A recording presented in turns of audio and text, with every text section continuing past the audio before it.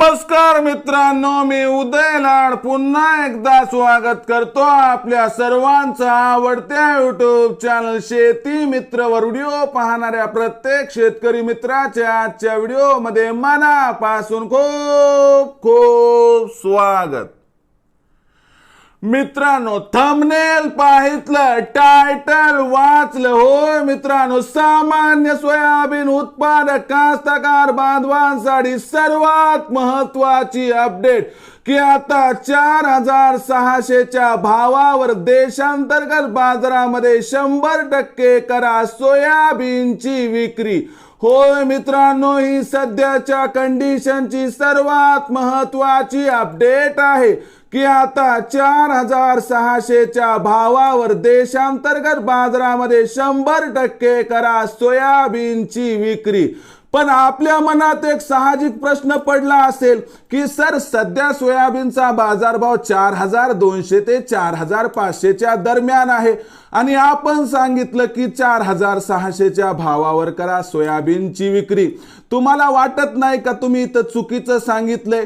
तर नाही मित्रांनो, मी या ठिकाणी काहीही चुकीचं सांगितलं नाही। मी तुम्हाला समजावून सांगतो ना की माझं म्हणणं काय आहे की 4600च्या भावावर आपण कधी आणि कशी करू शकतात या ठिकाणी सोयाबीनची विक्री। यासाठी हा व्हिडिओ सुरुवातीपासून शेवटपर्यंत पाहत रहा। व्हिडिओ पाहत असताना हा व्हिडिओ आपल्याला मनापासून आवडला तर जरूर या व्हिडिओला या ठिकाणी लाईक करा। जास्तीत जास्त कास्तकार बांधवांपर्यंत हा व्हिडिओ पाठविण्यासाठी या व्हिडिओला या ठिकाणी जरूर शेअर करा। सबस्क्राइब करून नोटिफिकेशन बेलला ऑल करा, यामुळे येणारा प्रत्येक व्हिडिओ हा आपणास या ठिकाणी मिळत राहतो। तर बघा मित्रांनो, सामान्य सोयाबीन उत्पादक कास्तकार बांधवांसाठी सर्वात महत्वाची अपडेट की आता 4600च्या भावावर 100% करा सोयाबीनची विक्री। होय मित्रांनो, ही सध्याच्या कंडिशनची सर्वात महत्वाची अपडेट आहे की आता 4600च्या भावावर 100% करा सोयाबीनची विक्री।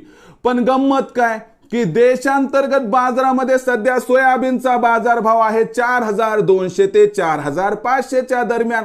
मग भावच 4600चा नाही तर 4600च्या भावावर सोयाबीनची विक्री कशी करायची? बघा मित्रांनो, तुमचे उदय सर सगळं बोलतात ते विचार करून बोलतात। तुम्हाला यामागची पार्श्वभूमी सांगतो। सध्याच्या कंडिशनला मान्य करतो मी की सोयाबीनचा बाजारभाव 4200 ते 4500च्या दरम्यान आहे। पण ही भाव पातळी कशामुळे आहे बरं? तर आंतरराष्ट्रीय बाजारामध्ये सोयाबीनचा बाजारभाव प्रचंड दबावात आहे। दुसरीकडे देशांतर्गत बाजाराचा विचार केला तर देशामध्ये कास्तकार बांधव घाबरलाय, शेतकरी मित्र घाबरलाय। त्याला वाटतंय की याहीपेक्षा खाली सोयाबीन जाऊ शकते का?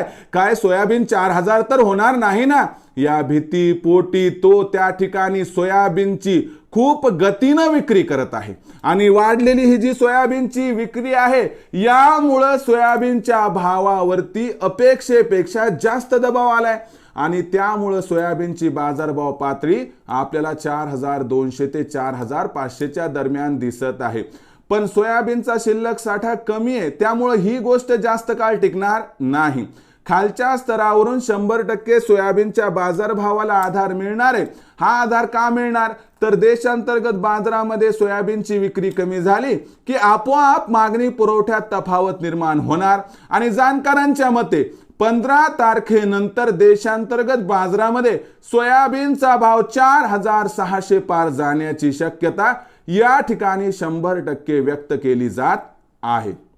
मग अशा परिस्थितीमध्ये काय करायचं की आपल्याला या ठिकाणी 15 तारखेनंतर सोयाबीनचा भाव 4600 पार जाताना दिसला की तिथं 25 ते 50% सोयाबीन विक्री करायचं, 4800च्या भावावर उर्वरित 50% विक्री करायचं। ज्यांची इच्छा आहे थांबण्याची ते काही प्रमाणात सोयाबीन त्या ठिकाणी 5000च्या भावासाठी ठेवू शकतात। पण मला वाटते नजीकच्या भविष्यात सोयाबीनचा बाजारभाव फार लवकर 5000 पार जाण्याची शक्यता दिसत नाही। त्यामुळे निर्णय विचार करून घ्या। 4600 आणि 4800 या दोन बाजारभाव पातळीवरती जर आपण टप्प्याटप्प्याने सोयाबीनची विक्री केली तर आपला होईल या ठिकाणी 100% फायदा। मग भविष्यात आता देशांतर्गत बाजारामध्ये काय राहणार सोयाबीनचा बाजारभाव याबद्दल अधिक माहिती प्राप्त करण्यासाठी पाहत रहा आवडतं यूट्यूब चॅनल शेती मित्र।